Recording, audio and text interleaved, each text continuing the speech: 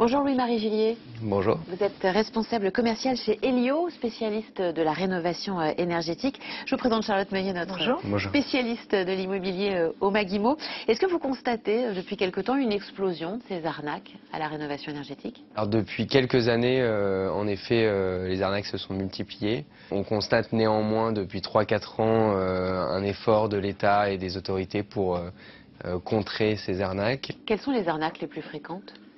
Les arnaques les plus fréquentes ces dernières années, c'était les arnaques sur l'isolation à 1 euro ou à 0 euro. C'était les arnaques sur les installations de pompes à chaleur également chez les particuliers. Beaucoup d'arnaques sur des aides financières qui n'existent pas ou sur des travaux qui ne seront jamais réalisés. Et alors quels conseils très pratiques pourriez-vous nous donner aujourd'hui pour s'en prémunir?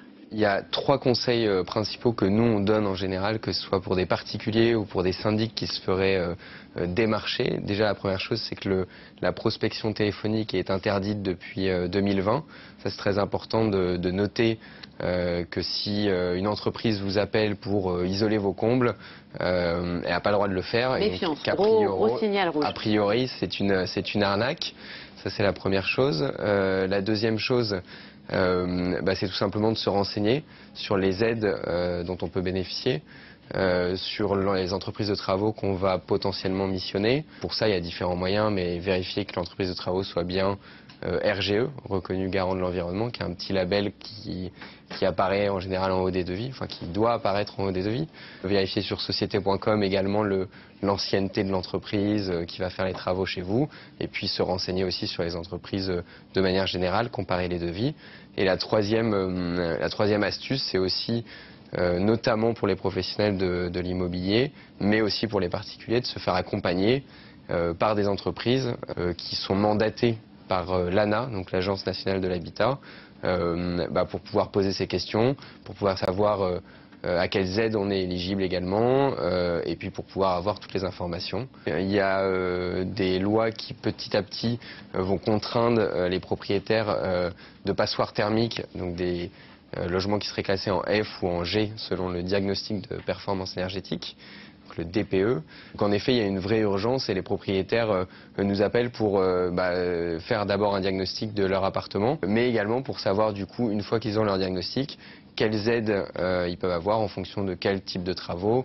Je discute beaucoup avec des techniciens, diagnostiqueurs en ce moment, et ils sont à peu près tous d'accord sur un point, c'est que si un immeuble en lui-même est mal isolé, en toiture par exemple, eh bien on aura beau rénover de l'intérieur un appartement, en immeuble collectif, eh bien on n'arrivera pas à remonter significativement la note du DPE. Qu'est-ce que vous en pensez, vous, en tant qu'expert?